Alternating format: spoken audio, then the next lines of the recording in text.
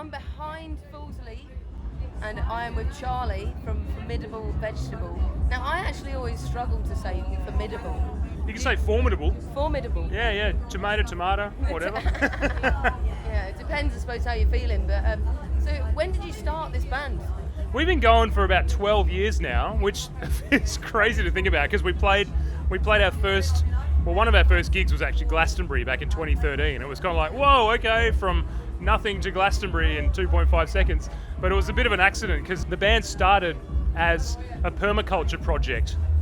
And if you don't know what permaculture is, it's like regenerative design for sustainable living, and everything from growing food and gardening and composting to kind of community, social design and stuff like that. Like just getting down with your community and doing awesome stuff. And anyway, I went and studied permaculture, and through a strange course of events ended up writing songs about it in order to remember the stuff that I was learning, and then made a band based on the principles of permaculture, and accidentally got a gig at a festival when another band that I was in didn't show up at the right time.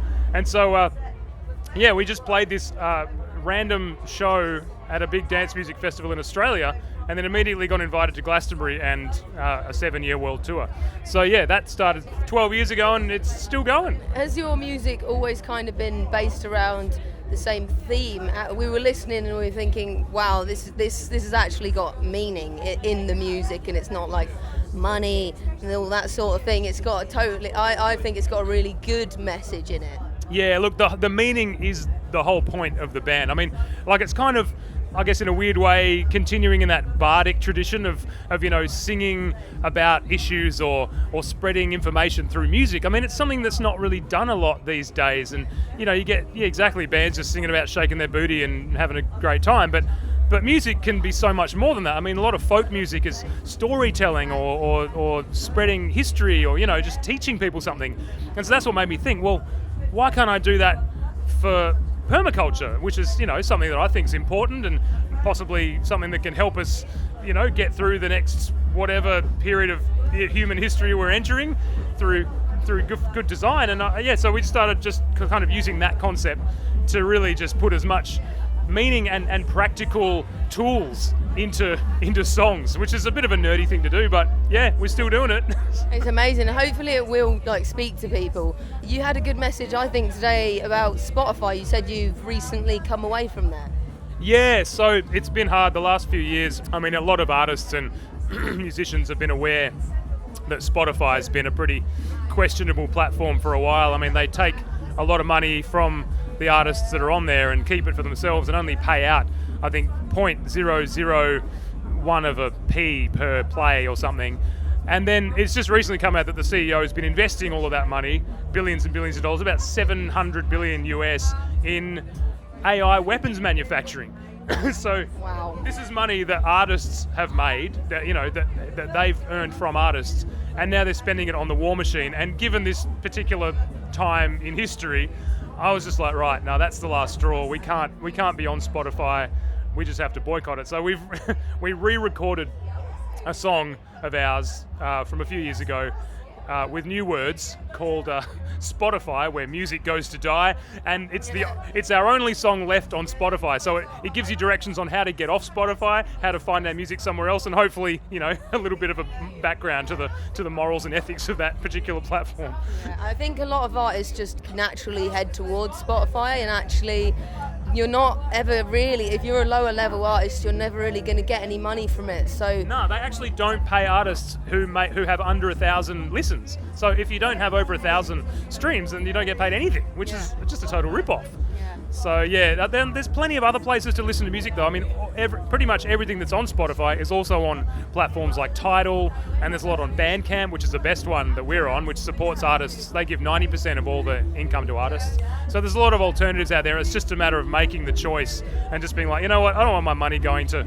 weapons manufacturing. Thank you very much. Yeah, for sure. And people need to be aware of these things and aware of where the money is going to. And there's certain things out there like apps and that you can research maybe and look into these apps of where our money's going so we can put it in the right places. Well, like every time you spend money, you're voting for the future that you want to live in. It's as simple as that. Like if you want to go and buy fast food for every meal, then you're supporting the companies that make that. And if you want to go to the farmers markets and grow some organic, buy some organic veg that a farmer's grown, you're supporting those farmers in your community. So it's really about just kind of staying a bit more aware and conscious about these things, which is, hard to do all the time, but at least if we can start doing it just a little bit more, I think it's gonna change a lot if we all start doing it. Yeah, exactly. I think it's really important to know where our money's going to. That's the point.